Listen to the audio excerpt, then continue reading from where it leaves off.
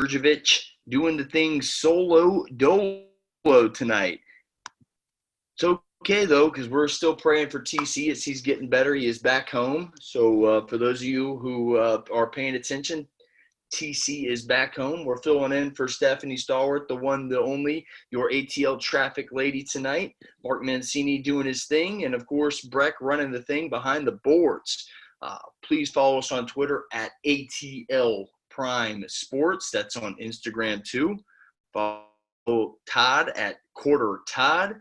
Follow me at JJ Get You One. Follow Mancini Sports at Mancini Sports. And, of course, the wonderful Stephanie Stallworth at ATL Traffic Lady. And follow the Prime Time follow ATL Prime Sports on the Stables Network at the Stables Network as well. Lots to cover on the show today.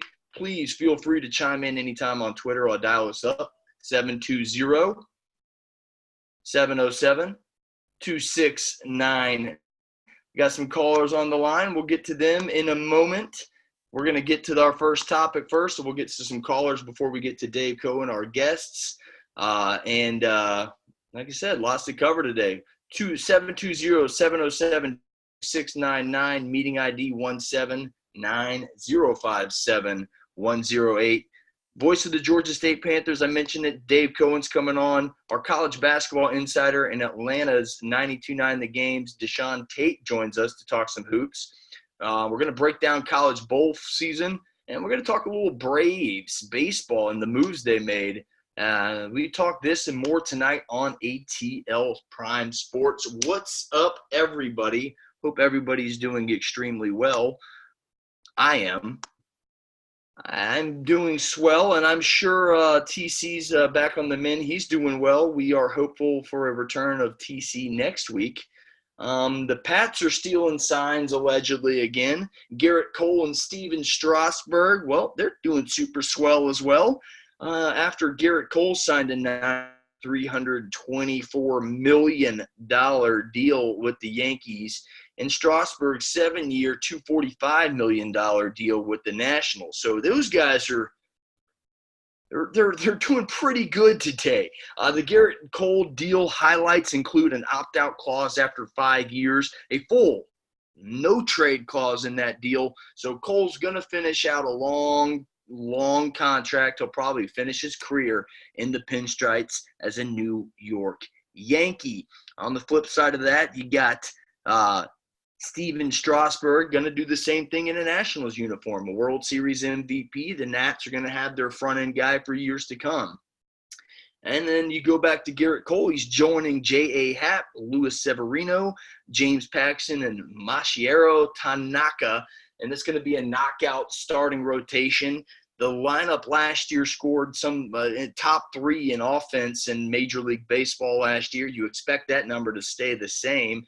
Remember, folks, they were injured quite a bit last year. They're going to be healthy this year. They're going to be a heavy World Series favorite, probably the heaviest World Series favorite since those teams in the 90s with Boris and Jeter and Tino Martinez and all the great Yankee players. Moving on, some good news, a great story out of Chicago, and the Chicago Bears linebacker Khalil Mack went by his hometown Walmart in Florida, paid off over $80,000 worth of layaways at a local Walmart during the holidays.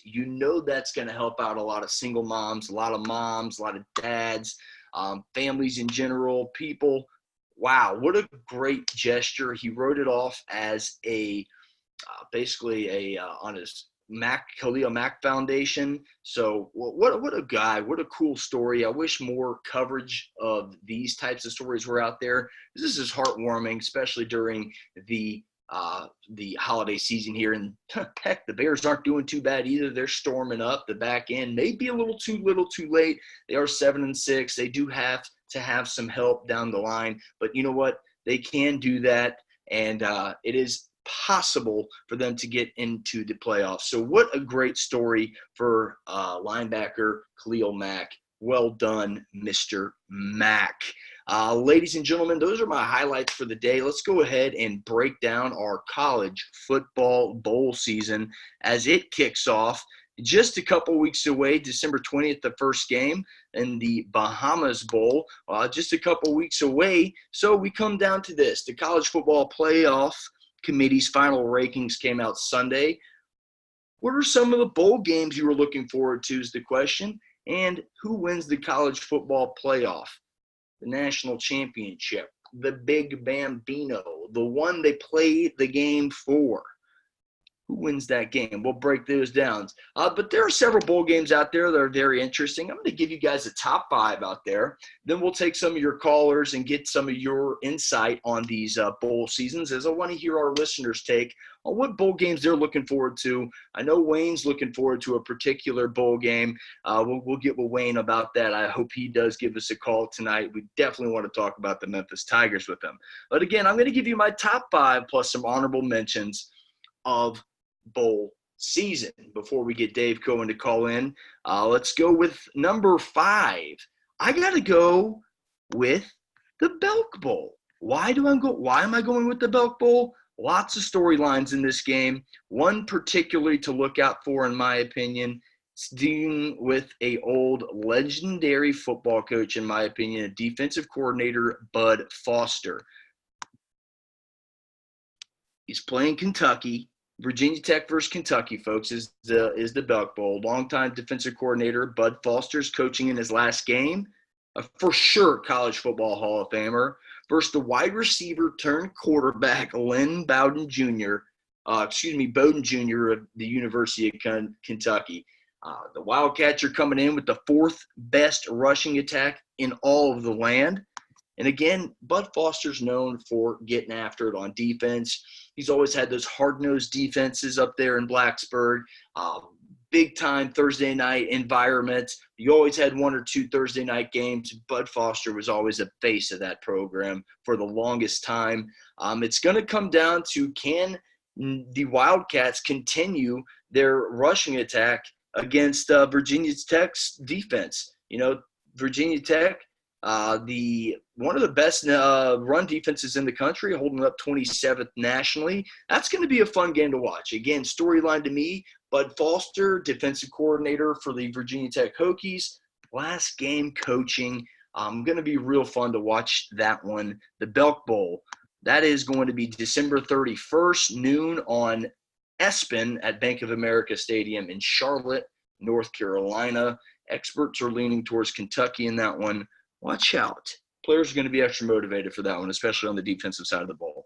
Number 4, the VRBO Citrus Bowl. The Citrus Bowl is back, no longer the Capital One Bowl. I love it. That's first up. Number 2, it's Michigan versus Alabama. Big Ten versus SEC, 2 of the winningest programs in college football history. Another big storyline here, Michigan offensive coordinator Josh Gaddis going to see his former Crimson Tide offensive wide receivers and their weapons. It's quarterback Shea Patterson of Michigan. Remember, he's played Bama before, just not in the Wolverines uniform. He played it in the SEC West as an Ole Miss quarterback, transferred over. So he's going to be playing Alabama for the first time since 2017.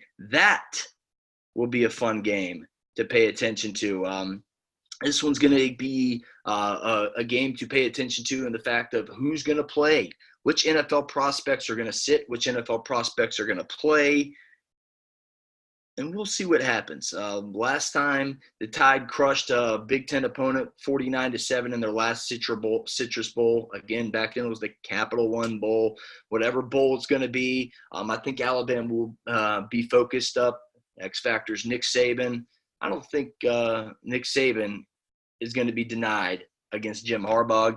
I like Nick Saban and the Alabama Crimson Tide. That's my number 4.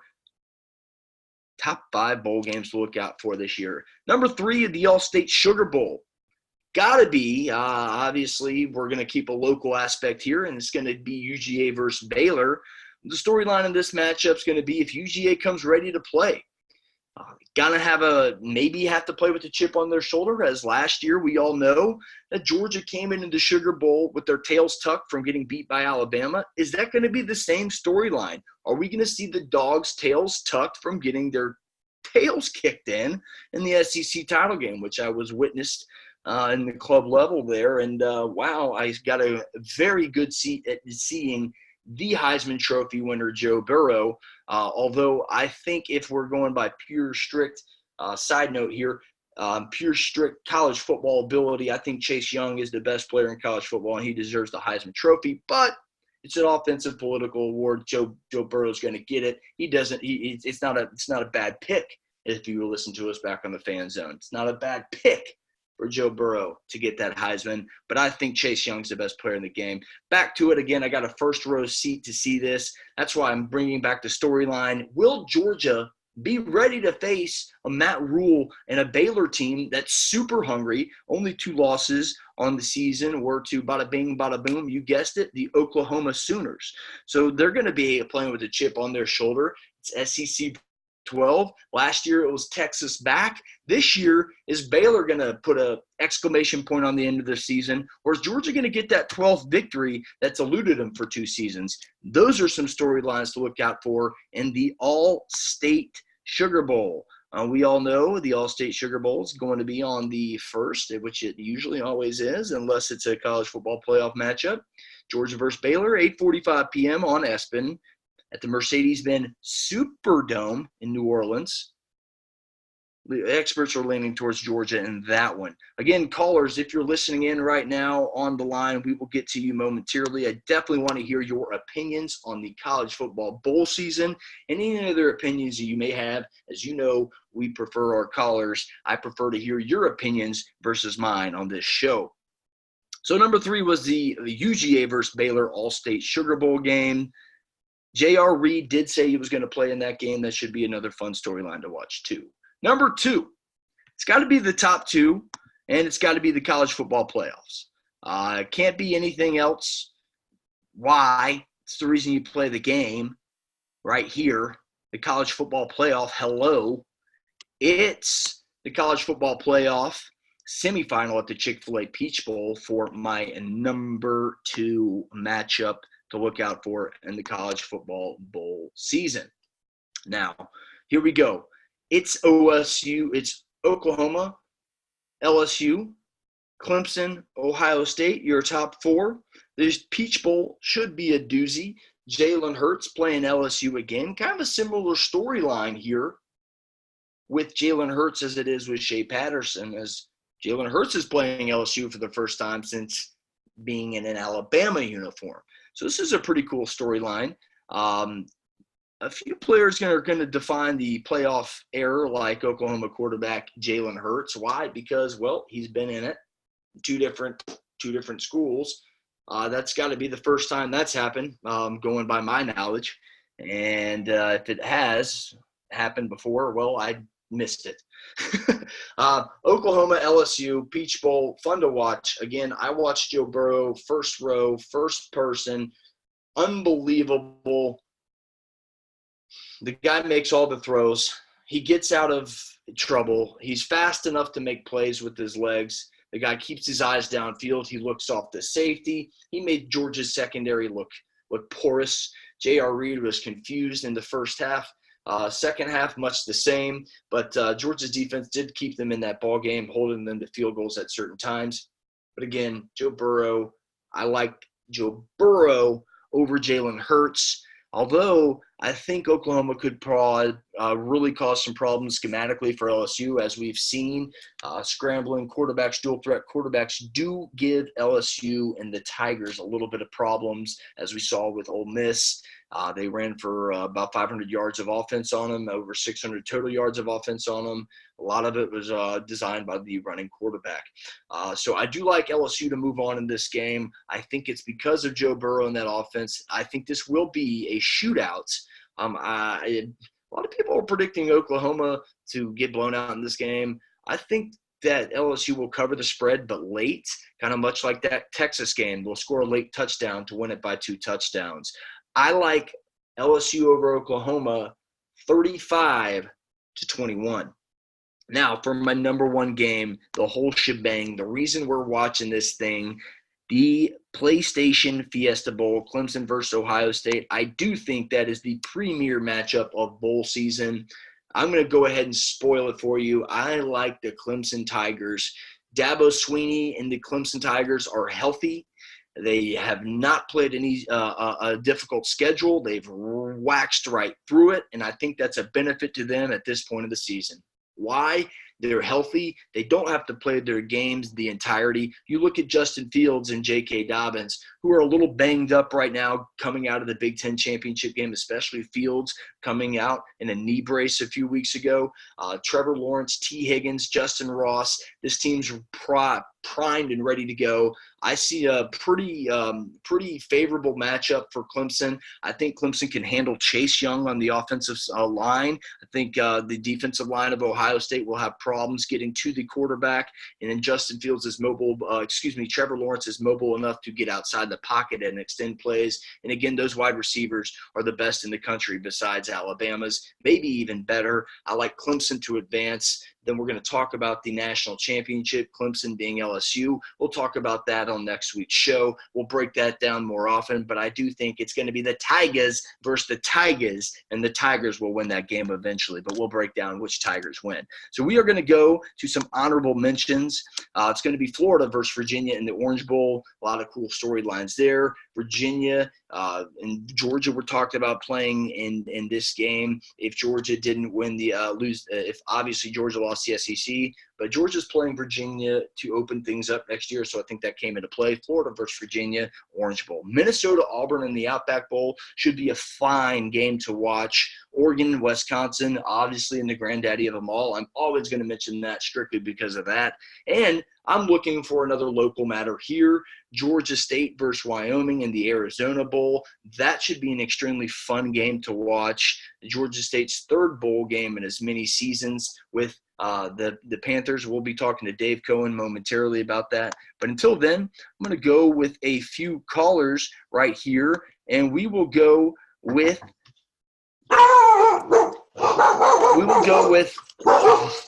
as my dogs are barking, we will go with Lou. Hello, JJ. From the Northeast. Lou, thanks for joining us. How you doing, man? All right, welcome back. Yeah, welcome back, man. It's good. It's good to hear your voice again. How you been, man? All right, still going. I'm still going. Yeah, still going. What'd you think of that Garrett Cole deal, buddy? So I guess you could say we got some coal for Christmas. Oh boy. Yeah, you know it's going somewhere with that. Come on. Doing my joke of the week. Got a lump of coal there, huh? Yeah, very expensive lump of coal. $327 gazillion over a 9-year run.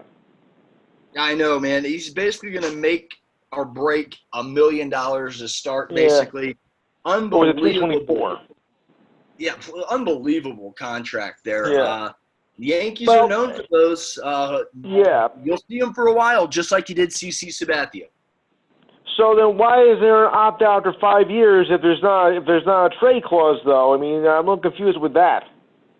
Yeah, that was a little weird. But these players want flexibility. They want that option, and he has it. So if the Yankees, which I highly doubt, aren't competitive in years to come, you can obviously opt out, but I don't see that happening with the lineup that they have.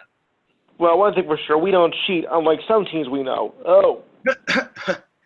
Yeah, that's why I mentioned it. I haven't read too much detail about the Patriots and their stealing, Stein stealing. No, I mean about Houston. Oh, Houston too. Oh gosh, yeah, them too. Wow. I thought we were going down with the Patriots there, but yeah, no. Well, since we're starting to baseball, I thought we'd do Houston. Yeah, no, I should have picked up on that, but Houston, they went into some depth to steal these signs. It's not just a guy standing on second base, calling in saying, "Hey, change up. Hey, this, that." It's a pretty serious ordeal there. Let me get your. We got Dave Cohen coming on at 8:20. Let me get your thoughts on the college bowl season and a game or two you're looking forward to. Well, I'm surprised you mentioned the Belk Bowl because that's really just like a second-tier bowl game, and we don't really think much of that. Yeah, I mention it strictly because I'm a big Bud Foster fan. Legendary coach, last game. Gotta go with the championship. Yeah, got to. Prime, who do you like? No-brainer. You think it's a Tigers versus Tigers matchup, or did the Sooners get the upset in the first round? I'm going to go crazy. I'm going to say the Sooners get the upset. Really? A lot. I think schematically they could give LSU some problems. We saw Plumlee over there at Ole Miss. He came over there, ran for a couple hundred yards against that LSU defense. So that wouldn't be a bad pick to watch out for. So, Lou, I'll hold you to it, man. Shout out your show real quick, man. We'll let you go. I got another caller. Then we're going to get Dave in a couple moments. Okay. Well, it shows it's going to be changing come January 4th. It's still going to be called the Enhanced Sports Show. We're on the new time now, 5 to 7 p.m. Eastern, so take a note of that. The number this week is 712-775-7035, PIN number 423-999#, but that will change after January 4th. I'll Facebook you on it. Please do. Lou, always good to hear from you, man. Have a great night, and we'll talk to you next week. You got it. Thanks, JJ. Thanks, Lou. It's Lou from the Northeast. We're going to go to our second caller of the evening out of Memphis. We're going to go with Wayne out of Memphis, Tennessee. We'll go with Wayne, and then we'll get with our guest, Dave Cohen, and talk some Georgia State football here in a second. Wayne, what you got for us, buddy? It's Tigers, Tigers, Tigers, Tigers, Tigers. Any bowl game that has a Tiger in it, I expect the Tiger to win. I don't know why ESPN is picking Penn State other than they feel more comfortable with the name recognition of Penn State over Memphis in the Cotton Bowl. But Memphis is going to win that game. Auburn's going to win their games.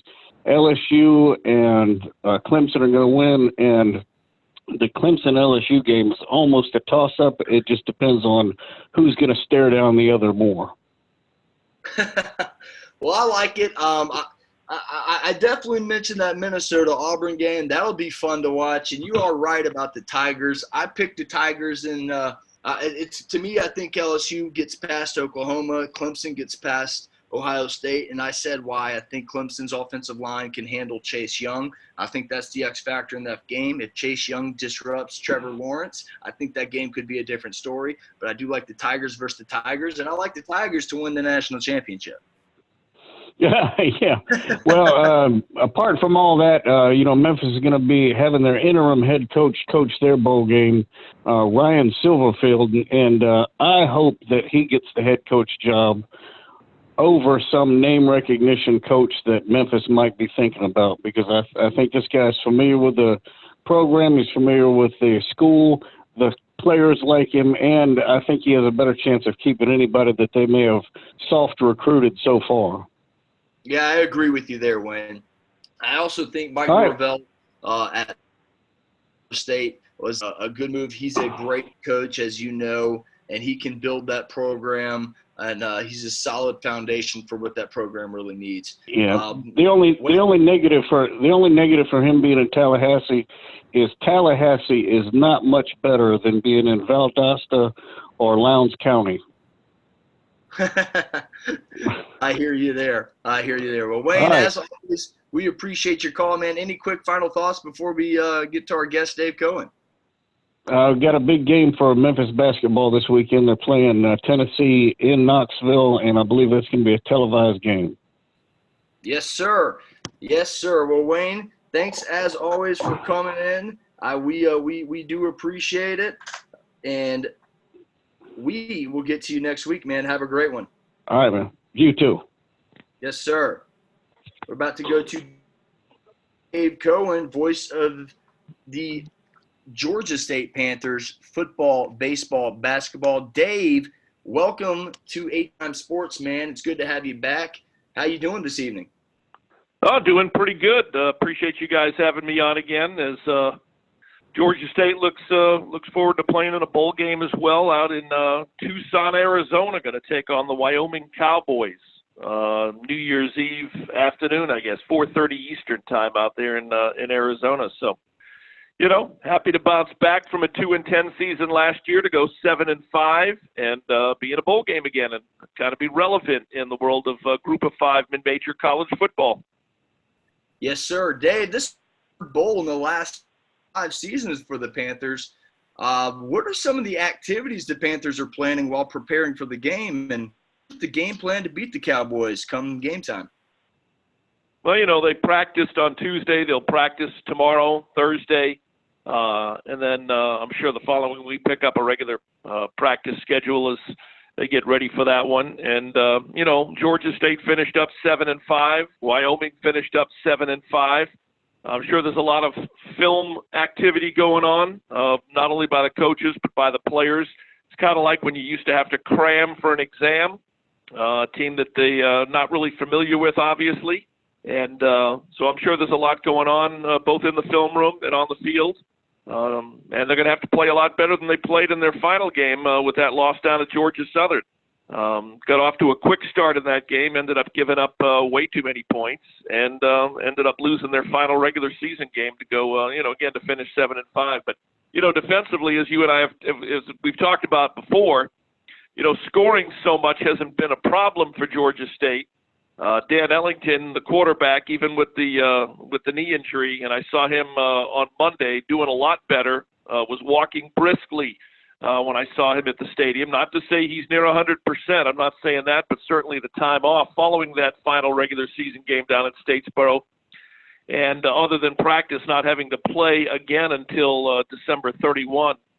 Certainly, if anyone on that roster is going to benefit from that downtime, from game action, it'll be Georgia State's quarterback. But certainly the defense, once again, going to have to step up. I know I say that each and every week, but they are. They just can't give up, the kind of points that they gave up down the stretch, including the final game against Georgia Southern, 57 to Appalachian State, 45 to Louisiana Monroe, even 33 to Troy in a win. I mean, unless they're going to go out there and score 50-something points, and give themselves, a real chance to win that game. Defensively, they're just going to have to play, a little bit better than they have down the stretch this year.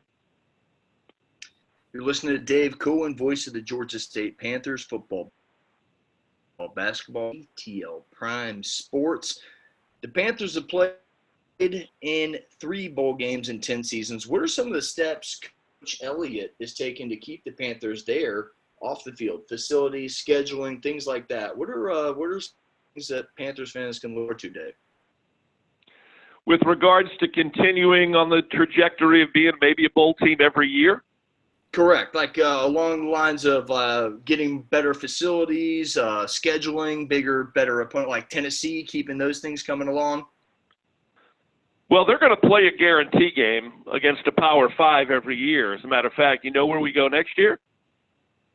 It is Alabama, correct? Exactly. Back to Tuscaloosa in 2020, followed by Auburn in 2021. And then a little bit further down the line, there's a home-and-home set up with North Carolina and a home-and-home set up with Vanderbilt. Not to be played in the same year, but, we'll play once in Nashville and once in Chapel Hill. And then either the preceding or the following year, they'll play at Georgia State Stadium. But certainly, the Georgia State Stadium facility where the Georgia High School Championships are going to be this weekend has proved to really be a boost to Georgia State when it comes to recruiting. And it's certainly, turned into a really good situation with regards to the upgrades that they have done inside the stadium since taking it over 3 years ago. They got a brand new, well, it's not brand new anymore, but it's relatively new, strength and conditioning center, nutrition center. They've got a fantastic locker room. I mean, when they bring recruits onto campus and down to the stadium, it's impressive. And it's a huge step up from what they had in the early days of Georgia State football, this being just the 10th season. You go back to that first year, the practice facility was downtown, a block from the state capitol at 188 Martin Luther King Jr. Drive.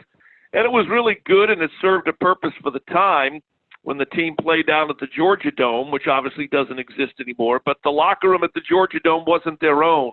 And, now everything is their own, and they continue to make upgrades on the stadium year by year.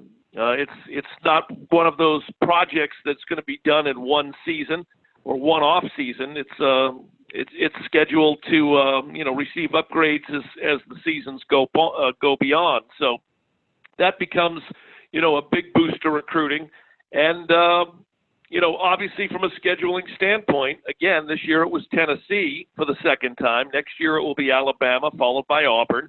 There's a few others that are on the schedule. They build these college football schedules out so far down the line with regards to how many years that who knows where we'll all be by the time they play a home game with North Carolina or that home game with Vanderbilt. I mean, a lot of the faces and the names will change, but certainly a competitive schedule and facilities are two of the things that, are huge when it comes to recruiting. Recruits want to know who you're playing, where you play, what's the facilities like, so on and so forth. Are you playing in a bowl game every year? Listen, there's no reason why Georgia State should not be able to win at least 6 games a year and as many as, 10 or 11 and be in contention for the Sun Belt Conference Championship the way Appalachian State has been since joining the Sun Belt. That's what Coach Sean Elliott and his staff are building towards now, following in the footsteps of Trent Miles and Bill Curry, who got the program off the ground. And it's just going to take a little bit of time, but this is definitely this season, and some of the things that they accomplished this season are definitely major steps in that direction. You're listening to Dave Cohen, voice of the Georgia State Panthers. Switching gears, Dave, the basketball team's sitting pretty at 6-3 right now, heading into conference play. What does the conference look like from top to bottom this year, and where can the Panthers finish out the season?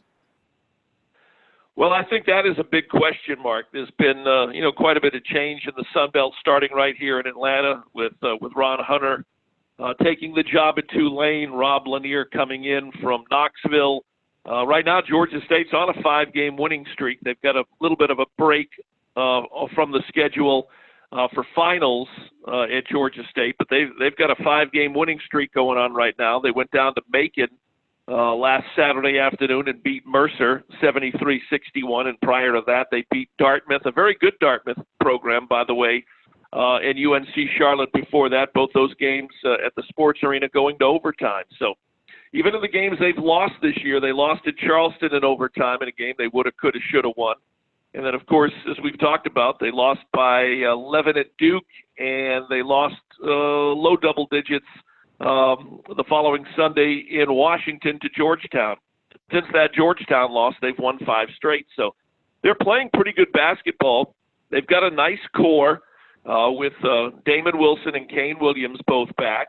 The 2 transfers, Corey Allen coming in from the University of Detroit, and Justin Roberts, true point guard, coming in from DePaul in Chicago. They both sat out last year.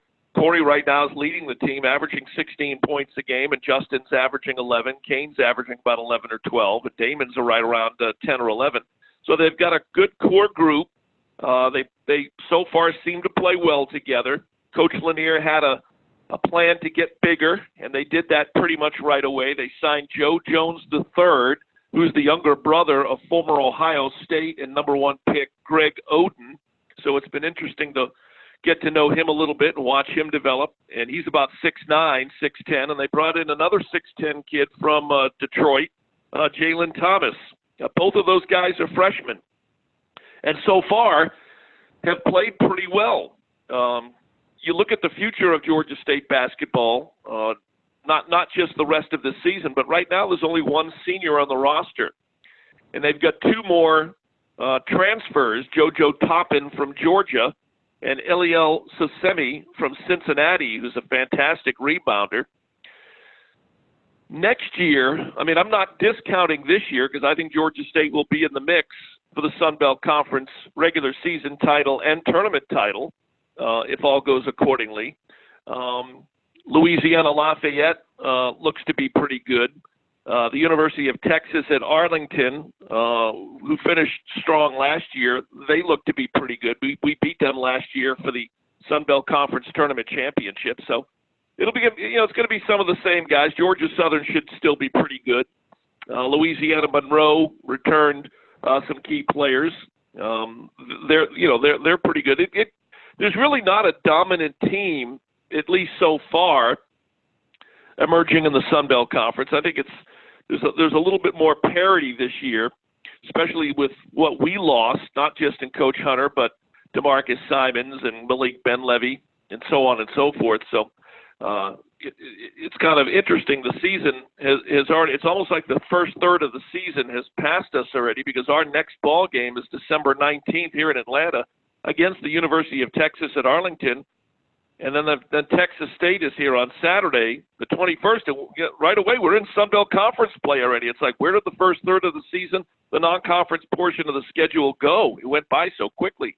But I think Georgia State's in a pretty good position right now, again, with a 5-game winning streak, a little bit of time off for the holidays and for finals, and with conference play right around the corner. Dave, how can our listeners tune in to Panthers basketball on the 19th when they take on UTA, as well as the bowl game?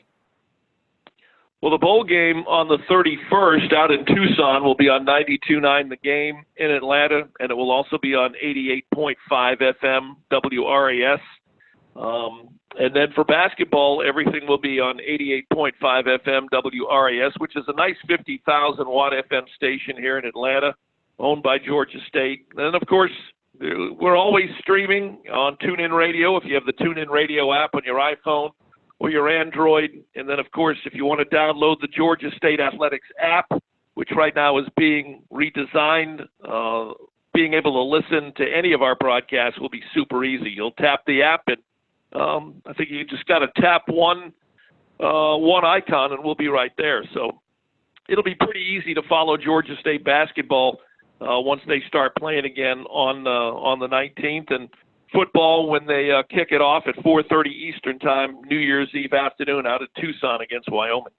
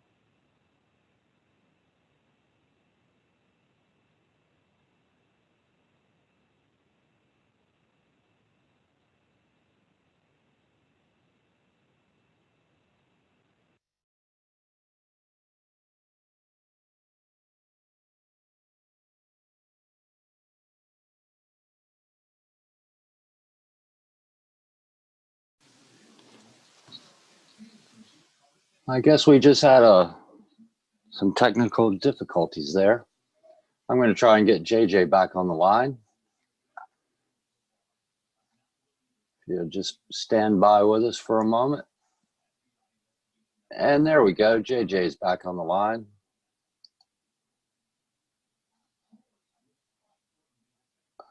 It appears JJ's having issues connecting.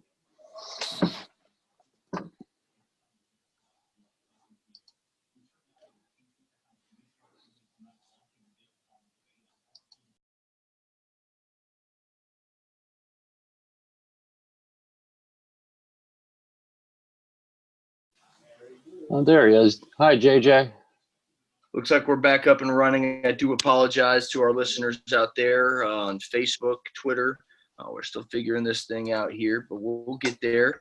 Back on.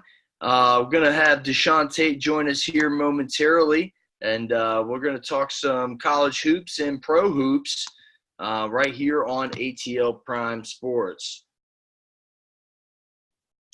So we'll get to Deshaun Tate when he calls in momentarily. Sorry, listeners, bear with us. Starting to get the new digs down. We'll be there momentarily. Until the meantime, I'll talk about the Atlanta Braves and their offseason acquisitions so far. Alex Anthopoulos has been a busy man. The Atlanta Braves have already made some moves this offseason. What do you think of those moves and the Braves signings thus far? The Braves signed closer Will Smith, starting pitcher Cole Hamels, and catcher Travis d'Arnaud. They also re-signed reliever Chris Martin as well.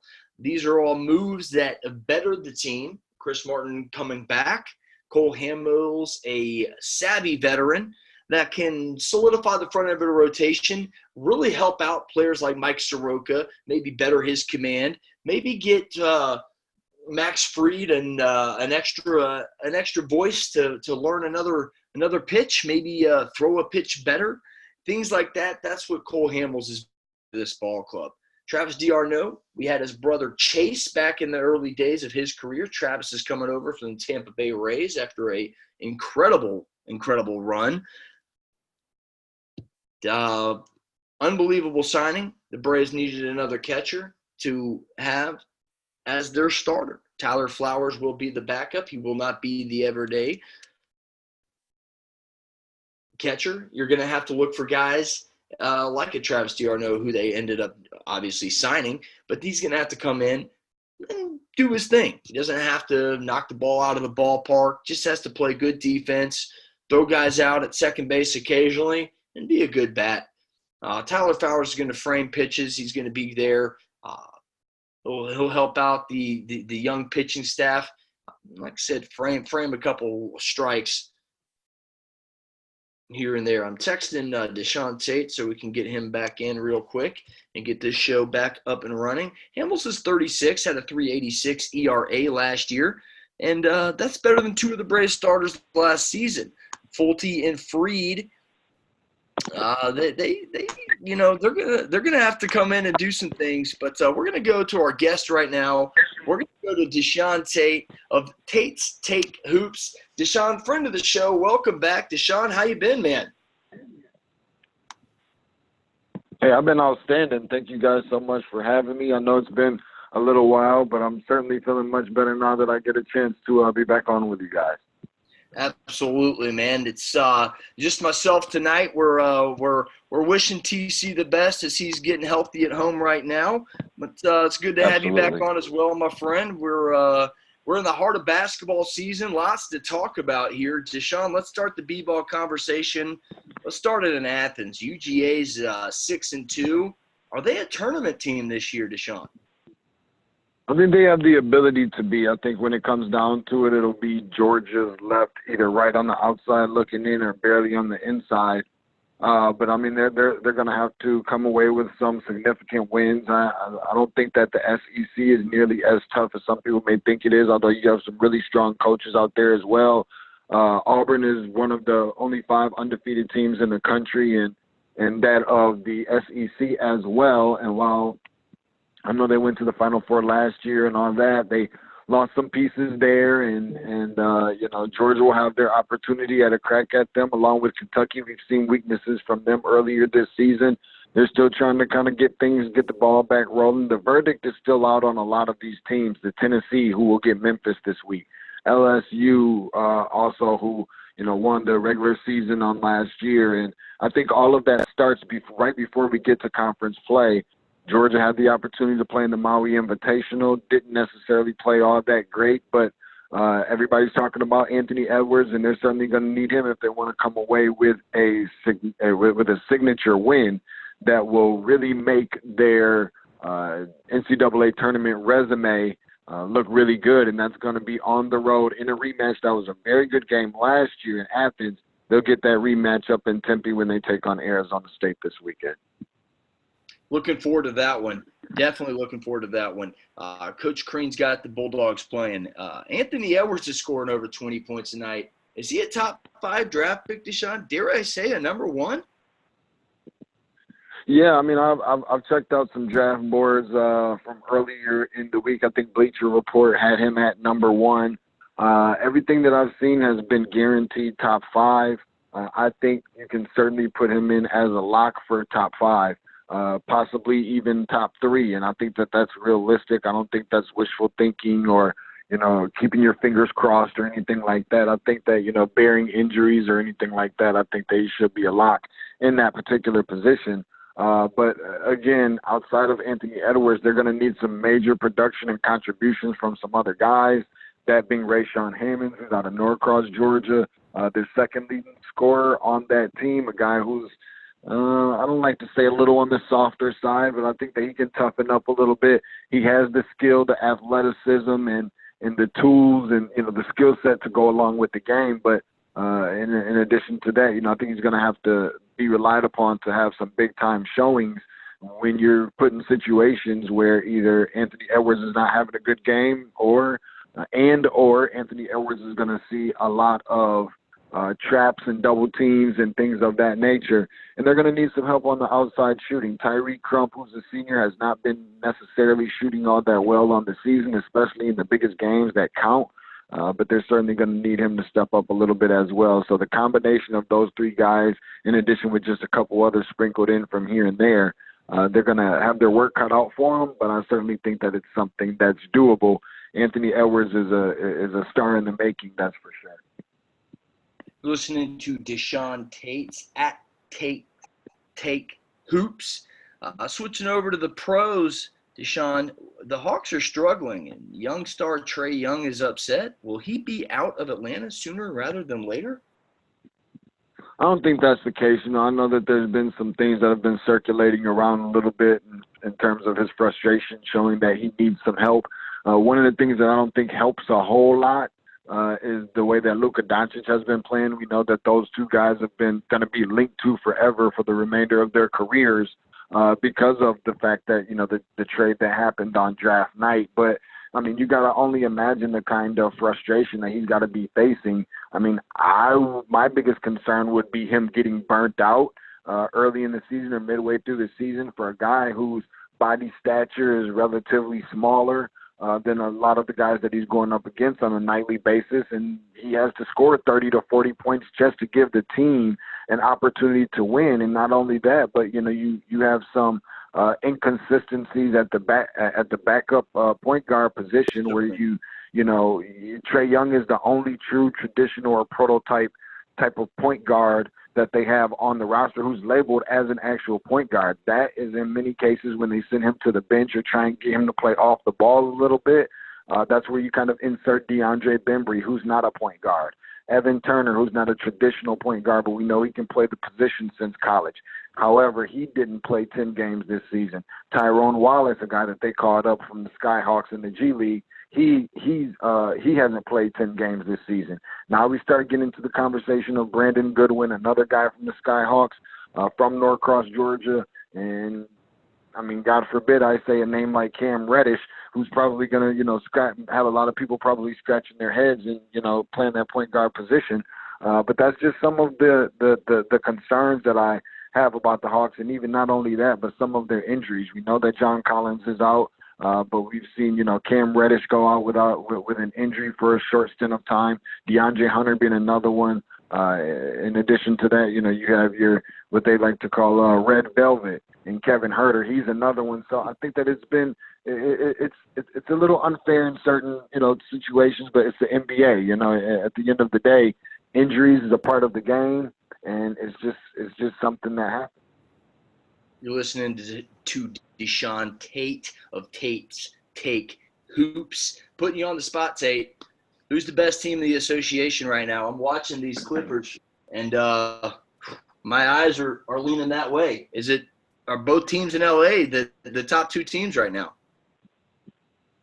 It seems to be that way. Honestly, it does. And I know that, in that matchup where they played, I know they'll play again on Christmas Day, but, excuse me, that matchup in the very first, beginning of the season, you've seen the Clippers take care of the Lakers, and the Lakers, have been coming around ever since that game and looking like the strongest team. And, from a defensive standpoint, I was a little bit concerned after what we saw with the Clippers because we know how well that they're going to play defensively and how key that it is for them to bring somebody like Lou Williams off the bench and him contribute, plus 20 points every single night. It seems like he's the 6th man of the year every single year, but the Los Angeles Lakers since then has been able to match that intensity.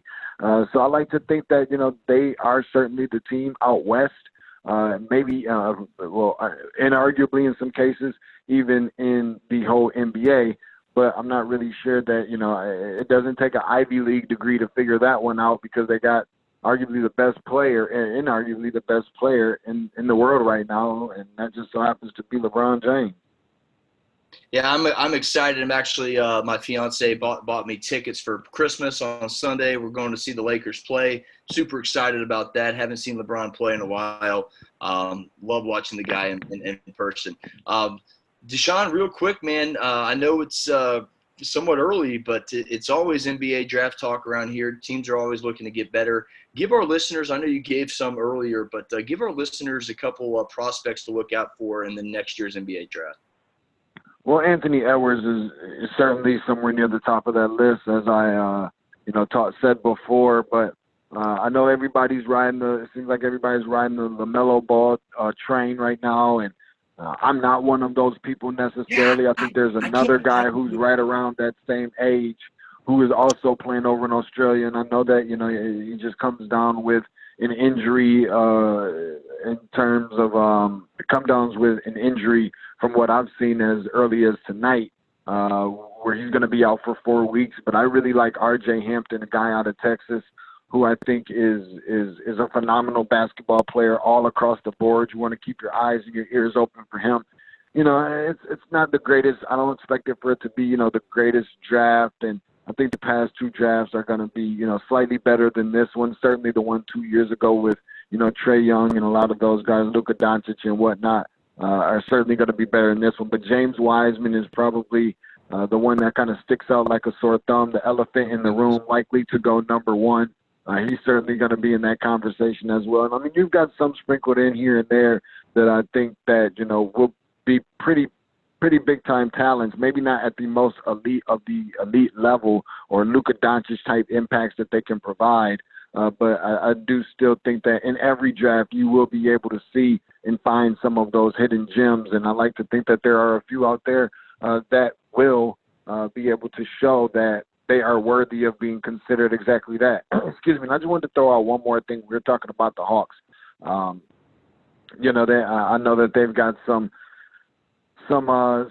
defensive deficiencies a little bit, and certainly that's something that, I would imagine head coach Lloyd Pierce probably puts that as the very first thing, I would imagine, up on his dry erase board going into a game. But they just certainly didn't look really good last night taking on the Miami Heat, where, the problem is that guys are having career nights against the Hawks, and that's not good. Duncan Robinson, 10 for 14 from three-point range.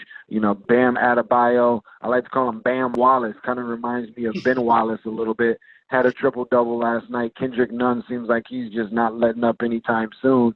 But the problem at the end of the day is exactly what you're seeing up front with the Hawks. It's not just Trae Young. Everybody likes to point the finger at Trae Young and talk about how bad he is defensively, but you also do have something similar. I like to call it a donut with sprinkles, okay? Losing someone like John Collins is a donut with sprinkles, okay? It's nice and pretty and decorative, but there's a hole in the middle. And I think that that's something that the Atlanta Hawks have to address.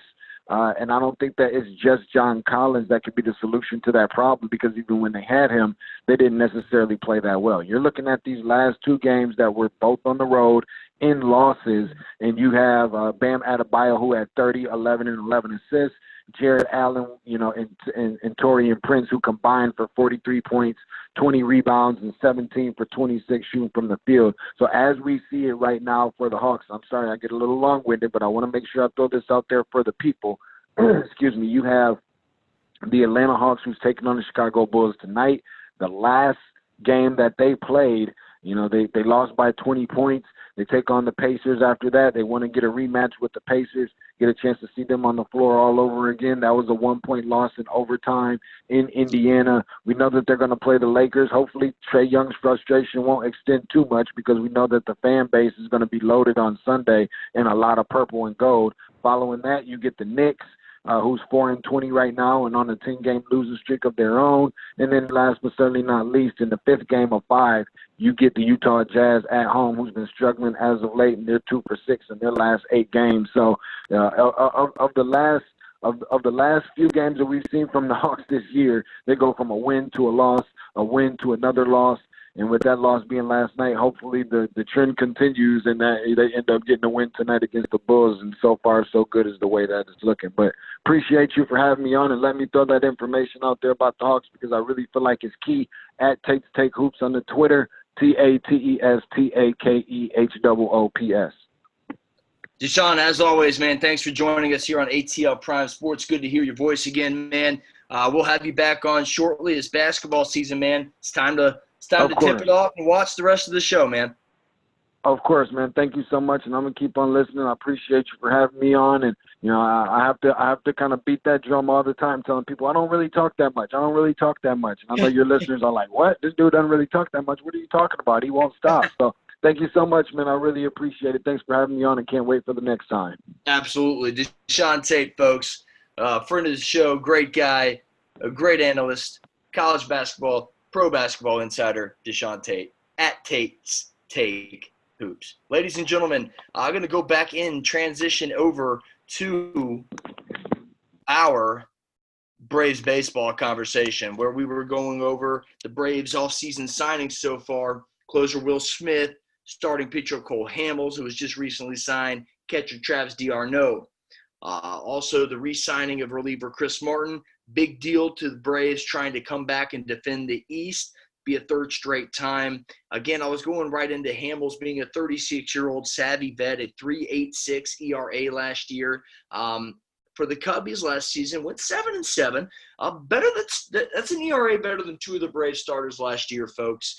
We're going to have to replace Julio Teheran, who was one of those ERAs that was better than that. Fulte and Fried were the 2 best ERAs on the team.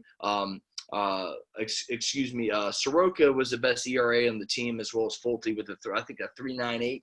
So we're going to have to replace that. I think Hamels will do that. I think he's going to be that veteran that, again, kind of coaches up Soroka, coaches up Fried, and right before Deshaun coaches up Sean Newcomb, gets him to starting ability. You get that guy in the starting rotation and he's effective.